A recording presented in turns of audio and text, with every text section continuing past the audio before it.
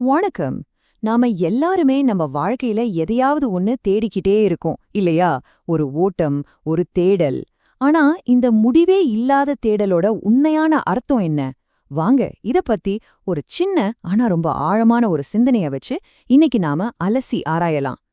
இன்னைக்கு நாம பார்க்க போற இந்த விஷயம் எங்க இருந்து வருதுன்னு பாத்தீங்கன்னா, ஸ்ரீமத் சுவாமி சித் பவானந்தரோட தினசரி தெய்வீக திருட்டுங்கிற ஒரு பொக்கிஷத்துல இருந்துதான். ஜஸ்ட் ஒரே ஒரு பக்கம்தான். ஆனா அதுல தேடல்ங்கிற தலைப்புல வாழ்க்கையோட ஒரு பெரிய உண்மைய பத்தி சொல்லியிருக்காங்க. வாங்க அதுக்குள்ள என்ன இருக்குன்னு இன்னும் ஆழமா பார்க்கலாம். இந்த வரிய கொஞ்சம் யோசிச்சு பாருங்களேன். ஒரு சின்ன புழுல இருந்து நம்மள மாதிரி மனுஷங்க வரைக்கும் எல்லா உயிர்களுக்குள்ளயும் ஒரு தேடல் ஓடிக்கிட்டே இருக்கு. அது சாப்பாடா இருக்கலாம், பாதுகாப்பு, அன்பு, வெற்றி, எது வேணா இருக்கலாம். ஆனா இதுல முக்கியமான விஷயம் என்ன தெரியுமா? இந்த ஓட்டத்துக்கு முடிவே இல்லங்கறது தான். சோ இந்த தேடல்ங்கிறது மனுஷங்களுக்கு மட்டும் சொந்தமான ஒண்ணில்ல. இது ஒரு யுனிவர்சல் ரூல் மாதிரி. புழுவுல இருந்து பறவை வரைக்கும் எல்லாத்தையும் இதுதான் இயக்குது. ஆனா இங்க ஒரு கேள்வி வருது. மனுஷனோட தேடல் மட்டும் ஏன் ஒரு எண்ட்லெஸ் லூப் மாதிரி மாறுது? அத பத்தி தான் இப்ப பார்க்க போறோம். நம்ம ஒரு தேடல் முடிஞ்ச உடனே அப்பப்பா நிம்மதின்னு ஆயிடுதா? இல்லையே, உடனே இன்னொன்னு புதுசா முளைக்குது. இது ஒரு சங்கிலி தொடர் மாதிரி போயிட்டே இருக்கு. யோசிச்சு பாருங்க. முதல்ல ஒரு நல்ல வேலை வேணும்னு தேடுவோம். அது கிடைச்சதும் அடுத்தது ப்ரமோஷன்.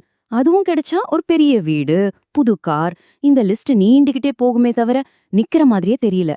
சரி, மத்த உயிரினங்களோட தேடலுக்கும் நம்ம மனுஷங்களோட தேடலுக்கும் ஒரு பெரிய வித்தியாசம் இருக்கு. அந்த வித்தியாசம்தான் நமக்கு ஒரு பெரிய பாரமா, ஒரு சுமையா மாறுது. அது என்னன்னு பார்க்கலாமா? இங்க தான் முக்கியமான பாயிண்டே இருக்கு. இப்போ ஒரு பறவையை எடுத்துக்கோங்க.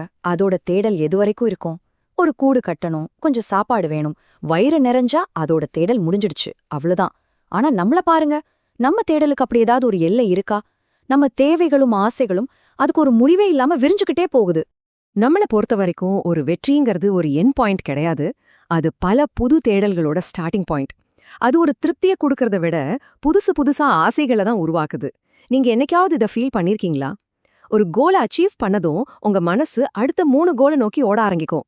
இதுதான் நமக்கு தெரியாமலேயே நாம சுமந்துட்டு இருக்கிற அந்த பெரிய பாரம். சோ இந்த முடிவே இல்லாத ஓட்டத்தால என்னதான் நடக்குது? நம்ம மனசு எப்பவுமே ஒரு மாதிரி கிளர்ச்சியான நிலையில, ஒரு அமைதி இல்லாம, ஒரு நிம்மதி இல்லாம தவிக்குது. நாமெல்லாம் உருவாக்கி வச்ச இந்த தேடல்கள்ங்கிற பெரிய சுமைய நாமளே நம்ம தோள்ல தூக்கிட்டு சுத்திட்டு இருக்கோம்.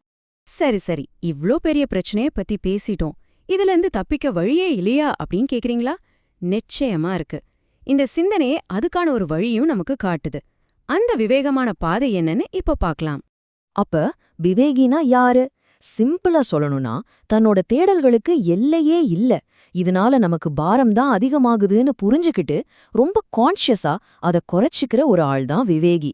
நல்லா புரிஞ்சுக்கோங்க, இது ஆசைகளை அடக்குறது பத்தினது இல்ல, எது நிஜமாவே தேவைன்னு அறிவ வச்சு நிர்வகிக்கிறத பத்தினது. இங்கதான் 2 பாதை பிரியுது. ஒரு பக்கம் ஒரு சாதாரண மனுஷன் தன்னோட ஆசைகளை ரொம்ப தீவிரமா துரத்திட்டு ஓடி அந்த ஓட்டத்துல தன்னையே தொலைச்சிடுறான். இன்னொரு பக்கம் ஒரு விவேகி. அவன் நின்னு யோசிக்கிறான்.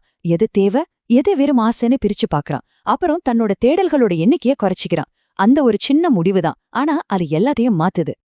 அப்ப இந்த தேடலுக்கெல்லாம் ஒரு எண்ட் பாயிண்டே கிடையாதா? எல்லா தேடலையும் முடிவுக்கு கொண்டு வர்ற அந்த ஃபைனல் ஸ்டேஜ் என்ன? வாங்க இந்த சிந்தனையோட கிளைமேக்ஸ்க்கு நாம இப்ப போகலாம்.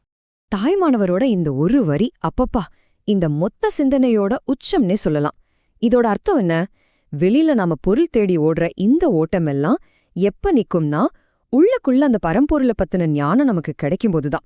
அதுதான் உண்மையான நிம்மதி, உண்மையான நிறைவு. இப்ப நாம இந்த சிந்தனையோட முடிவுக்கு வந்துட்டோம். ஆனா உங்களுக்கான ஒரு கேள்வி இங்கதான் ஆரம்பிக்குது. நம்மள சுத்தி இருக்கிற இந்த உலகம் ஒவ்வொரு செகண்டும் நம்மள இன்னும் வேணும், இன்னும் தேடுன்னு புஷ் பண்ணிக்கிட்டே இருக்கு. இப்படிப்பட்ட ஒரு சூழல்ல தேடலுக்கு ஒரு முடிவை தேடுறதுங்கிறதுக்கு என்ன அர்த்தம்? ஒருவேளை தேடலை நிறுத்துறதுனா சும்மா இருக்கிறது இல்ல, எது சரியான தேடலோ அதை ஆரம்பிக்கிறது தானோ? யோசிச்சு பாருங்க.